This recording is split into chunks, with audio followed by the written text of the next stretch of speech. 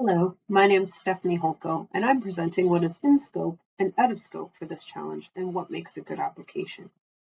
For the AI for M challenge, the project scope supports several areas of interest. In particular, we're supporting AI-enabled advanced manufacturing technology development and commercialization in the following areas. Systems optimization within manufacturing facilities or across supply chains with several different important examples below. You'll see many different options that are under the systems optimization banner, and they run the gamut between predictive maintenance, quality prediction and control, energy and emissions optimizations, automating and optimizing machines and processes, demand-driven production, the digitization of your supply chain and evidence of environmental compliance, or you may want to optimize your productivity, including increasing operational effectiveness.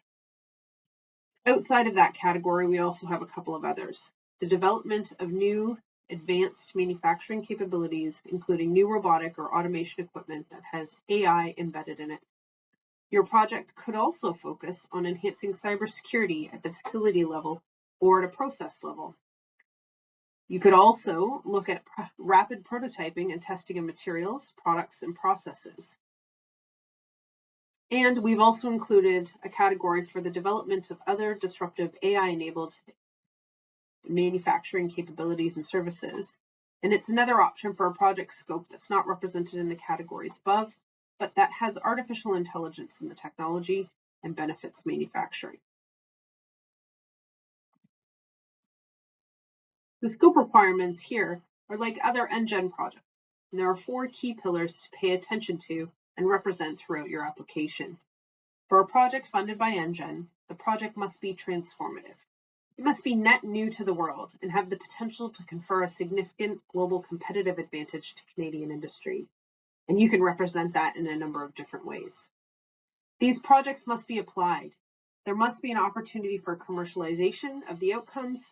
It really is beyond basic research. Projects must have an enduring scope.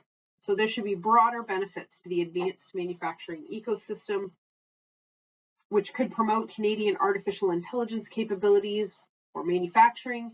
It could be disseminating industry knowledge, providing education or training. There could be equity, diversity, and inclusion opportunities, or you can enable access to applied research, testing, and demonstration capabilities.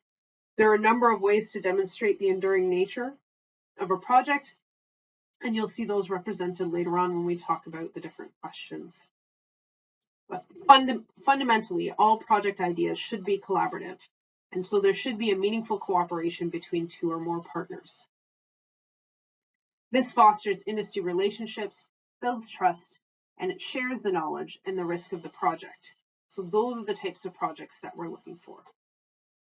The project should also involve the participation of at least one small to medium-sized enterprise, which for us, we consider less than 500 employees globally.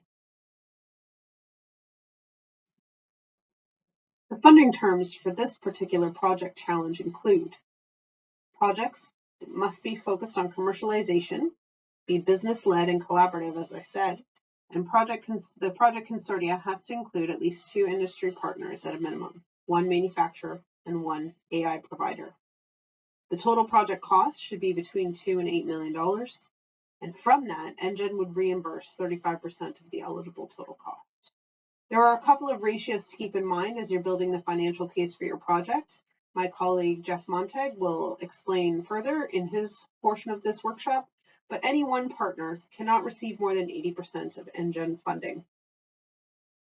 Projects must be complete, and all eligible paid expenses should be incurred before the 31st of March, 2026. NGen funding is 100% stackable with other funding programs. And just to note, there is an admin fee due during the contracting period once you've been successful, which is 3% of total project cost. Who is eligible to apply? Any organizational member of NGen may apply for project funding, and it's free to join. So if you have not joined NGen as a member, I highly recommend it, and it is necessary to be a project recipient.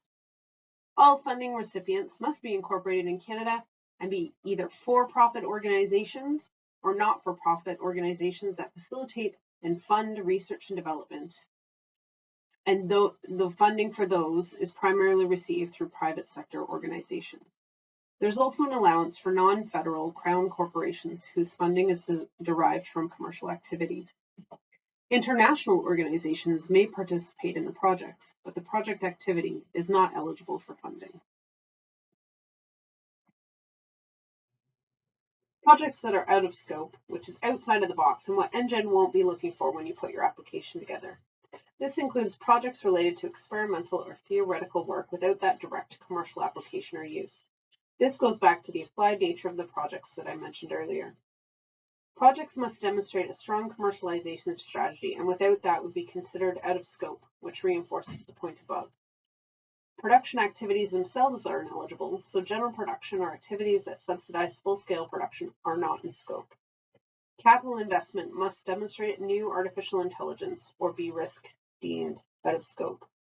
Activities that could be viewed as anti-competitive are out of scope. Projects where benefits accrue to a single firm or organization, which again speaks to the collaborative nature of the projects that are funded by NGen, and projects that would be undertaken at the same scale or scope within the same time frame without NGen funding. And then any routine or periodic changes made to existing projects, production lines, manufacturing processes, etc., even if those are improvements, they don't really hit that transformative and potentially enduring nature that we're looking for in the projects as well. If you're not sure, please reach out to ai@ngen.ca to learn more, and we can help you with that. The entire project development team is here to support that. The key dates that are important for this challenge. There are application submission deadlines for this intake. November 23rd, next week, there is an expression of interest deadline, which is a screening application in hockey stick. It's very important that you reach out to this team so that we can help understand your scope and make sure that it's represented appropriately in the screening application. From November 23rd to December 7th, you have the opportunity to fill in the rest of your application if it's approved in the screening process. And then there will be a formal feedback provided from the NGen project development team about your application. And you will have a few weeks to make any changes should you wish to do so before the final application submission on January 19th. We do this process to help applicants refine their application before it goes in front of our independent assessment panel, which is going to be described later as well. So with all of that, we're now going to talk about what makes a strong application for NGen. And this is an area where I feel uniquely able to support because I have been a successful applicant and I have worked at NGen helping companies to develop their own applications. So I have seen both sides and I'm able to meet you where you are. So tips and general principles for a strong application, definitely start by reading the literature that's available on the website. It's your best source of information and it's the same information that all applicants can receive. So don't start by answering the questions. Have a general understanding of your scope and then have a partnership meeting with your collaborators and figure out how you're going to work together to achieve the scope that you'd like to pursue. Then plan that project out with your partners together. It's very obvious when an application has been done with all partners' involvement, and it definitely shows the entire project is put together in a way that there's a win for everyone at the table. Also consider how you would achieve the NGen program goals that we talked about earlier on, and how that lines up with your goals and your partner's goals. And the way you tie it all together tells a very compelling story throughout your application. Build your relationships with your partners, because if you are successful, then you'll be working with these folks for a long time. Build trust and get comfortable. What are the issues that you're trying to solve from either side? Talk about them. If you are open and honest about what you're trying to achieve and what struggles there are, your partner can help you with that, and you can demonstrate that throughout the application. This shows you're working together and that you've thought things through. The more you put in at the stage when you're starting, the more you're going to get out of it in terms of developing your application, framing the financials, and the discussions about intellectual property. Everything will be richer and more in depth when you invest in that relationship. And the project will be easier and more effective when it launches because you have these relationships and the expectations are clear for each partner. Here are 4 steps that could help you. you want to make sure that you have the right people on the project team. If there's a large company involved, you want to make sure there's a senior leader who can champion the project, especially when it comes to funding, legal reviews, tax department reviews, anything like that. Because there will be a number of those questions and things that come up during the application process as well as the contracting process. And you want to make sure that the teams that need to be at the table are brought in. On the flip side, if you're a small to medium-sized business, make sure you have the resources and bandwidth to complete the application and the project. You could be small and nimble, but you don't want to overstretch yourself creating this application. Ensure you have a strong leader for the consortium who can help pull everything together across all the partners, and that person can come from any of those organizations. I always like to start with the project scope. What's in, what's out, and what are the goals and common objectives that you can work towards. And then all the details would flow from that relationship and the scope that you're developing. Once you have that skeleton to build upon, you'll also want to think about the project benefits, not just for yourself and your partner, but aspirationally. How could this impact the world in a better way? And more specifically, how can it positively impact Canadians? And then build the business case together with your partner that shows that everyone is going to benefit from this. Follow the guide to help support the development of the proposal. We can't stress this enough. We will go into detail later on in this presentation. Everyone approaches the proposal development differently. Everyone also approaches their business case a little differently. As a suggestion, start with the answering question 1 because it's a summary question and it really shows the overarching goals and outcomes that you have for your project and highlight why it's transformative for advanced manufacturing. If you want feedback at this stage on scope and fit, please contact us and request feedback. We are open to supporting and shaping your application with you and can provide a lot of guidance because we've seen a lot of projects. Another reminder is do not email your proposal to us. For the sake of security for your information, use our secure portal. If you read all the questions and the information there, and you get overwhelmed thinking that it doesn't always apply to you, respond to the guidance that is most meaningful for your project. Be as comprehensive as possible because the more information you provide, the more assessors will get a good view of your project and understand the benefits.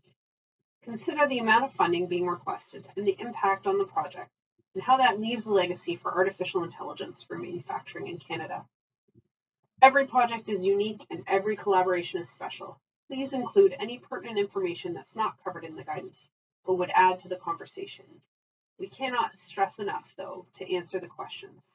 It's not an exam, but the assessors can only mark to the guidance that's provided. The best of your ability, try to address the guidance provided with each question and work with your partners. It's very obvious when one company has filled out the entire application without the help of their partners, and a better application includes the input of everyone. Keep in mind the engine scope requirements I shared earlier. What is the artificial intelligence technology being proposed? Why is it transformative to your business? Is there a legacy that's left? And does it demonstrate meaningful collaboration? Speak to the 4 pillars that all NGEN approved projects must demonstrate. Where possible, provide evidence for your statements and use credible sources. When putting together the case and brainstorming with your partners, think about what's different about your project that separates it from other potentially similar projects. Clearly articulate the answers to the questions assessors are looking for. This makes it very straightforward. Graphs, charts, tables are your friends, particularly here. It's nice to see an architecture diagram or a process diagram that will make things very clear. Please include it as much as you can, and any comparisons that show why what you're bringing to the table or what you hope to achieve is better than what's existing today. You could also include a team or governance structure. And there could be a table of the number of direct and indirect jobs, which is also part of the guidance. And when it's represented in table form, it's very clear to the assessors the benefit of the project. Save space in your application and don't quote the guidance back to the assessors. Just make sure that you answer directly. And that's it for me. My colleagues will continue speaking about the details and the questions in the appendices.